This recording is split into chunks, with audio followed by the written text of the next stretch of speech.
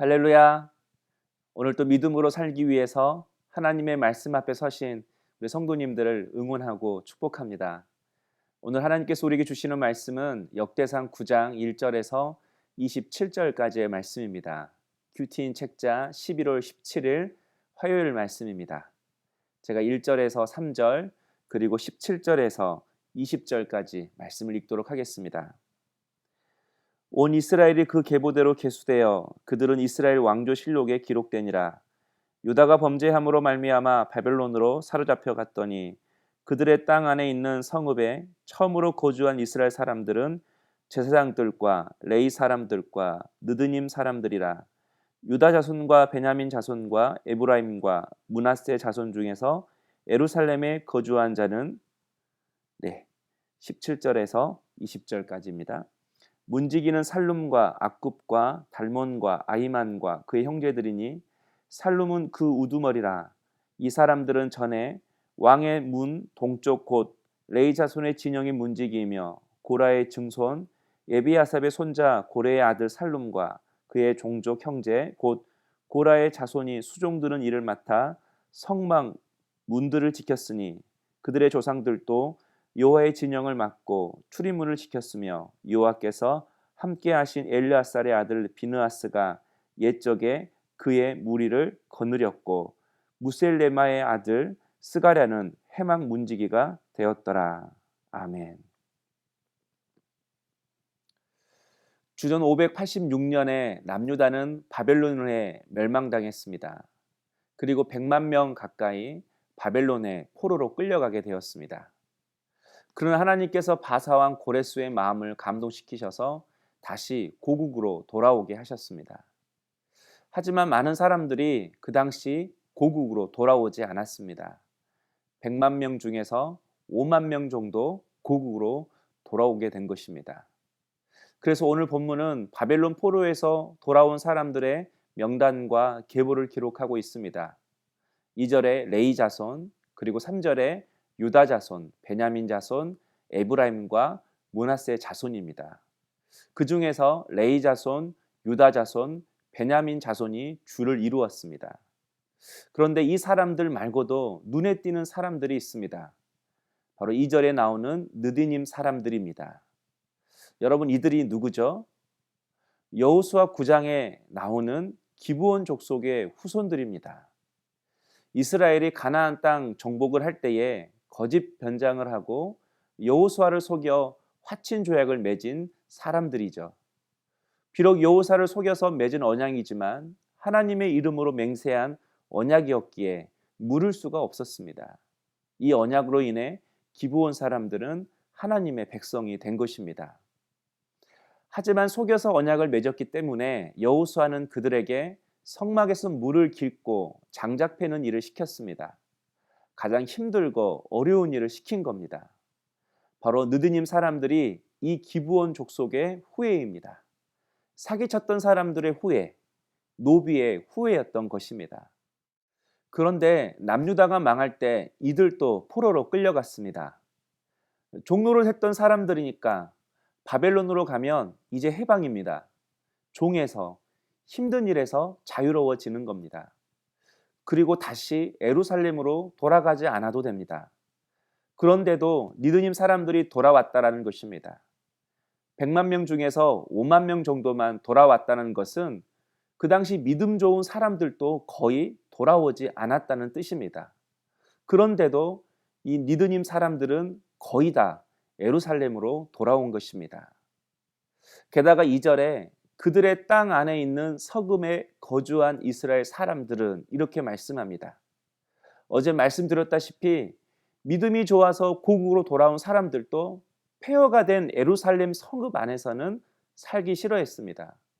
얼마나 살기 싫어했으면 돌아온 사람들 중에서 제비를 뽑아 10분의 1을 예루살렘 성 안에서 살게 했습니다. 그런데 느드님 사람들은 자원해서 살겠다고 한 것입니다. 가장 비천한 사람들입니다. 돌아오면 여전히 힘든 일을 해야 하는 사람들입니다. 게다가 사울왕 시절에는 이방민족 출신이라고 학살도 당했습니다. 이스라엘에 대한 원망이 있는 원한이 있는 그런 과거가 있습니다. 그럼에도 그들은 왜 이렇게 하나님을 떠나지 않는 것입니까? 바로 그것은 하나님의 은혜 때문입니다. 장작 패고 물길로 오는 것이 힘든 일이었지만 옆에서 제사를 도우면서 하나님의 은혜, 예배의 은혜를 맛본 것입니다. 힘든 일이지만 받는 은혜가 더 컸습니다. 천대받는 자리였지만 받은 은혜가 훨씬 컸습니다. 그래서 다시 예배를 섬기려고 하나님을 예배하려고 돌아온 것입니다. 받은 은혜가 크기에 내가 비록 비천해도 멸시천대 십자가는 제가 지고 가겠습니다. 그런 고백으로 다시 돌아온 것입니다. 뿐만 아니라 17절에서 27절까지의 내용을 보면 성전 문지기를 맡았던 레위 사람들에 대해 설명하고 있습니다. 이들은 밤을 새워 성전을 지키고 아침에는 일찍 성전 문을 여는 그 일을 감당했습니다. 뿐만 아닙니다. 17절에 나오는 살룸은 성전 문만 지켰을 뿐만 아니라 내일 본문 31절을 보면 전병 굽는 일도 같이 했다고 기록하고 있습니다.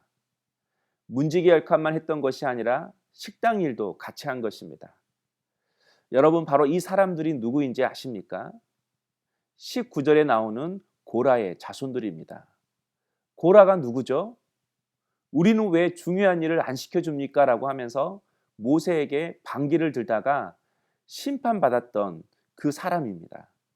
바로 그 고라의 자손들이 가장 힘들고 알아주지 않는 일을 지금 포로로 돌아와서 하고 있다는 것입니다. 여러분, 왜 그랬을까요?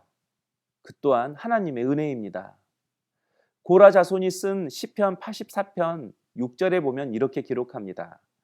그들이 눈물 골짜기로 지나갈 때에 그곳에 많은 샘이 있을 것이며 이른 비가 복을 채워 주나이다. 그들은 눈물 골짜기를 걸을 때마다 부어주시는 하나님의 은혜를 경험한 것입니다. 나는 죄인인데, 나는 반역자였는데, 그런 사람의 후손인데 나 같은 죄인을 하나님이 살려주시고 인도해 주신 것입니다. 그래서 이렇게 고백합니다. 시편 84편 10절에 주의 궁전에서 한 날이 다른 곳에서의 첫날보다 나은즉 악인의 장막에 사는 것보다 내 하나님의 성전 문지기로 있는 것이 좋사오니. 밤을 새는 일이라도 아침에 일찍 일어나는 일이라도 하나의 일이 아니라 두세 가지 일이라도 성전 문지기가 좋다고 말하고 있는 것입니다. 성도 여러분, 강하고 힘 있다고 우리의 인생이 다 잘 되는 것이 아닙니다.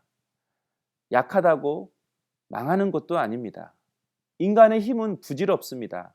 약해도 하나님이 함께 하시고 도우시면 됩니다. 그러므로 우리가 할 일은 느드님 사람들처럼, 고라 자손들처럼 하나님의 은혜를 구하며 사는 것입니다. 그리고 작은 일에도 기쁨과 겸손으로 충성하는 것입니다. 멸시천대보다 더 중요한 것이 은혜입니다. 내 자존심보다 더 중요한 것이 은혜입니다. 은혜 구하면 다 이깁니다. 은혜 있으면 다 극복할 수 있습니다.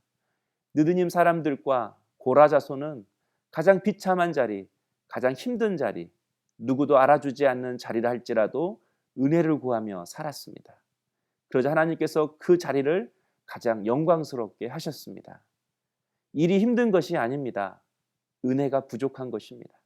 상황이 힘든 것이 아닙니다. 은혜가 부족한 것입니다. 넘어지지 않고 하나님의 은혜를 구하며 살 때에 변두리 인생에서 하나님은 우리의 인생을 하나님의 역사의 중심 가운데 사용하여 주실 줄로 믿습니다. 적용해 보실까요? 나의 나된 것은 오직 하나님의 은혜라고 고백하십니까? 기도하겠습니다. 사랑의 주님, 우리의 삶이 하나님의 은혜입니다. 어떠한 상황 속에서도 하나님의 은혜를 구하는 저희들 되게 해 주옵소서.